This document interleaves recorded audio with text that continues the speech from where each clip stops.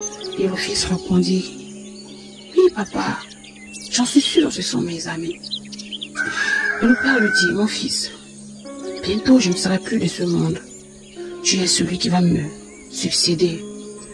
Et je voudrais que lorsque tu seras à ma place, que tu auras la gestion de toutes ces richesses, je souhaite que tu fasses preuve de sagesse.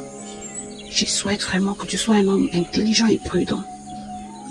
C'est pour cela que je te demande si tu es sûr que les amis dont tu me fatigues tous les jours, que ce sont tes amis, sont-ils vraiment les tiens? Le fils dit, oui papa, je les fais confiance. Le père lui dit, ok, moi je voudrais que tu puisses prendre du temps pour tester tes amis.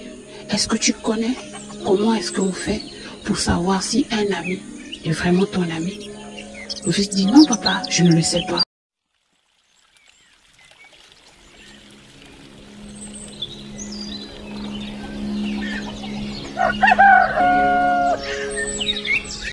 Bienvenue sur ma chaîne, asseyez-vous confortablement ou encore allongez-vous, en tout cas prenez position, afin de tirer des leçons dans cette histoire merveilleuse que je vais vous raconter. Et j'espère que vous pourrez, au travers de cette histoire, tirer des leçons qui vous seront très bénéfiques dans votre vie quotidienne. Alors cette histoire que je vais vous raconter se passe dans un village. Il y avait un monsieur dans un village qui avait un seul enfant, donc un seul fils. Ce monsieur était un grand chef et son fils unique ne manquait de rien. Son fils avait tout ce qu'un enfant ou encore ce qu'un jeune homme pouvait désirer. Et cet homme, en vieillissant, remarquait quelque chose qui l'inquiétait chez son fils. Il remarquait que son fils avait beaucoup d'amis, un peu trop à son goût. Son fils était un homme sincère et naïf. Il faisait confiance à tous ses amis. Il considérait tous ses amis. Il n'était pas le genre qui pouvait soupçonner le mal chez aucun de ses amis. Et comme ce dernier avait tout, de la nourriture, des richesses, les amis étaient constamment à ses pieds. Ils étaient constamment avec lui.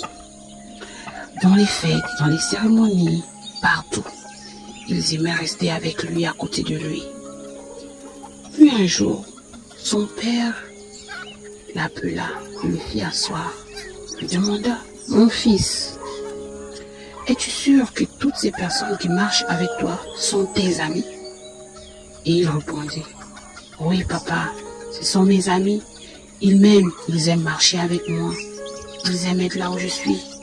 Ils sont toujours là avec moi, papa. Ce sont mes amis. Et le père lui dit, mon fils, es-tu sûr que ce sont tes vrais amis?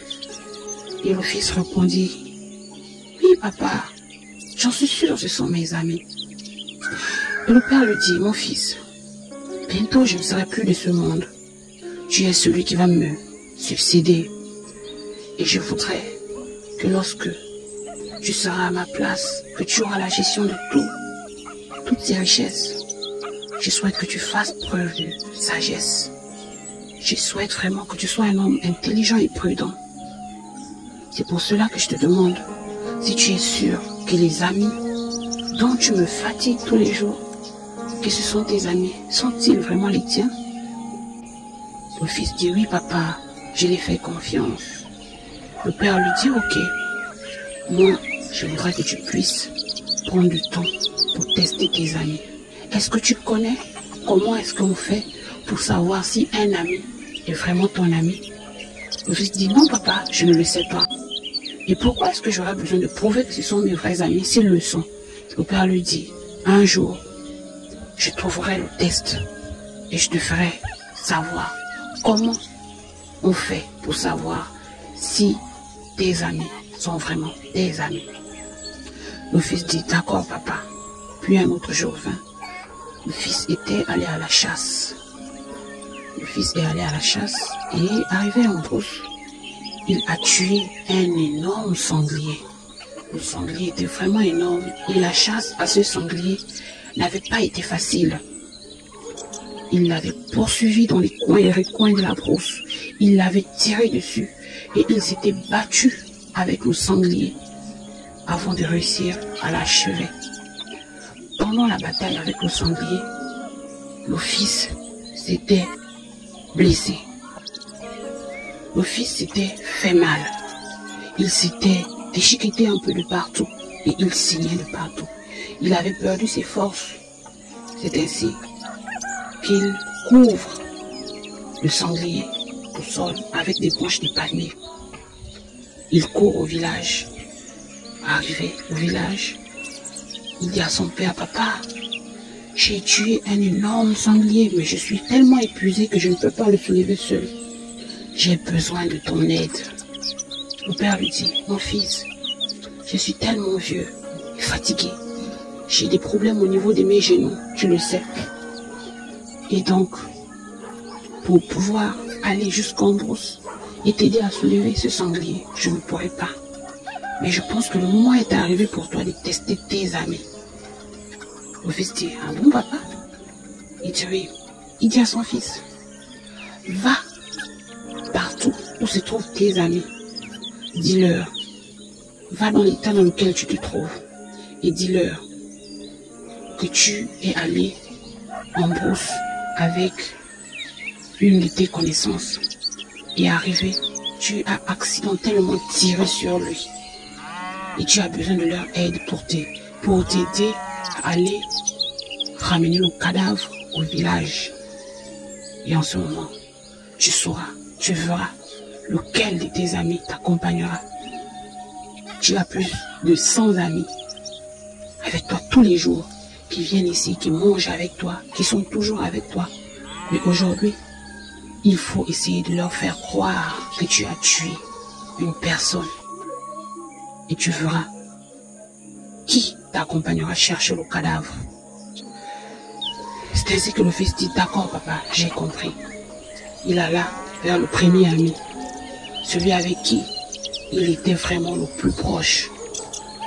Il lui dit, « Mon ami, j'ai un problème. Je suis allé en brousse avec une de mes connaissances. Et sans le faire exprès, j'ai tiré sur lui, il est mort. Son cadavre est actuellement en brousse.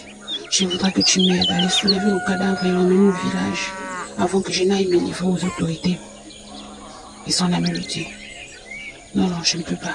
J'ai pas envie d'avoir des problèmes avec les autorités. S'il te plaît, je ne peux pas t'accompagner. » Il essaye de supplier son ami. L'ami lui dit, « Non, non, non, je ne peux pas. Je suis désolé. » Il va chez le second, la même réaction. Il va chez le prochain, la même réaction. Il se rend compte que, waouh, donc je suis vraiment seul. Je n'ai personne qui peut m'aider. Je n'ai vraiment personne qui peut m'aider. Alors que j'ai une multitude, tout le village est rempli de mes amis. Et pendant qu'il marchait, il a encore croisé un autre de ses amis. Et il lui dit, « Mon ami, je suis dans une situation difficile. Regarde comment je suis. Je reviens de la brousse. J'ai tué quelqu'un. J'ai tué quelqu'un. Je voudrais que tu m'aides à aller chercher son corps et l'emmener au village avant que je n'aille me livrer à la police. » L'ami me dit, « Comment est-ce possible? Comment est-ce que tu as fait pour le tuer? » Il dit, « Vraiment, je ne sais pas.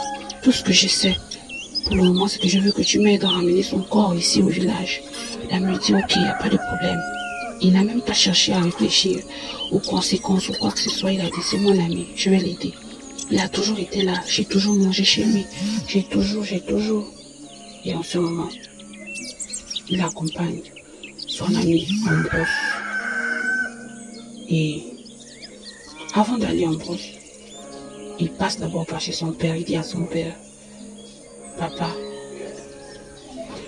après le détour chez son père, il s'est mis en chemin pour la brousse avec son seul ami qui a accepté de l'accompagner. Il marchait, arrivé en brousse, il arriva au niveau de là où se trouvait le corps du sanglier, qu'il avait bien couvert avec les feuilles de brousse. Et en ce moment, il attrape la main de son ami, il dit à son ami, Vraiment, je te remercie. Et l'ami lui dit, non, mais ne pleure pas. Tu sais, je t'apprécie. Et je voudrais que tu saches que je serai toujours là si tu as besoin de moi. C'est comme ça que il décide de dire la vérité à son ami. Il dit, en fait, c'est juste un test que j'ai fait. Je n'ai tué personne. Je n'ai tué personne. Par contre, c'est un sanglier que j'ai tué, un énorme sanglier. Et mon père m'a demandé de faire ce test à tous mes amis pour savoir qui était réellement mon ami. Et je me suis rendu compte que de tous ceux avec qui je marche, tous ceux que tu connais et que tu ne connais pas, tu es le seul qui a accepté de m'accompagner. Et vraiment, je tiens à te remercier pour cela. Et l'ami lui dit, je suis vraiment désolé. Et ensuite, il dit à son ami, mais je ne sais pas pourquoi est-ce que mon père a tenu à ce que je passe ce test à tous mes amis. L'ami lui dit, mais quand on sera au village, tu vas poser la question à ton père. Il te dira. C'est comme ça, ils ont découpé le sanglier, puis ils l'ont transporté jusqu'au village. Arrivé au village, il voit son père. Il dit à son père, papa, nous sommes là. Et comme tu le sais, le seul de mes amis qui a accepté de m'accompagner en brousse, c'est celui-là. En ce moment, le père lui dit, mon fils, n'oublie jamais une chose. Le vrai ami, on le reconnaît le jour du problème, le jour de la difficulté. Un vrai ami, c'est celui qui sait se sacrifier. Lorsqu'il écoute que tu es en difficulté, le vrai ami ne réfléchit pas 2 fois. Il vient te soutenir. Le vrai ami, lorsqu'il t'écoute pleurer, il va trouver des voies et moyens pour toujours te soutenir. Le vrai ami n'abandonne pas au jour du problème. Il se débrouille, il se sacrifie et il vient toujours en aide. Retiens cela, mon fils. Ne l'oublie jamais. Et c'est toujours important de savoir faire passer des tests à ton entourage pour pouvoir savoir qui est vrai, qui n'est pas vrai. Voilà pourquoi j'ai tenu à ce que tu fasses passer ce test à tes amis, afin que tu saches que tous ceux qui sont en train de marcher avec toi ne sont pas forcément tes amis. Et c'est la fin de l'histoire. C'est la fin de l'histoire. Je tiens à vous remercier et j'espère qu'au travers de cette histoire enrichissante, chacun aura réussi à retenir une autre leçon à part celle de tester les amis. Que Dieu vous bénisse. À bientôt.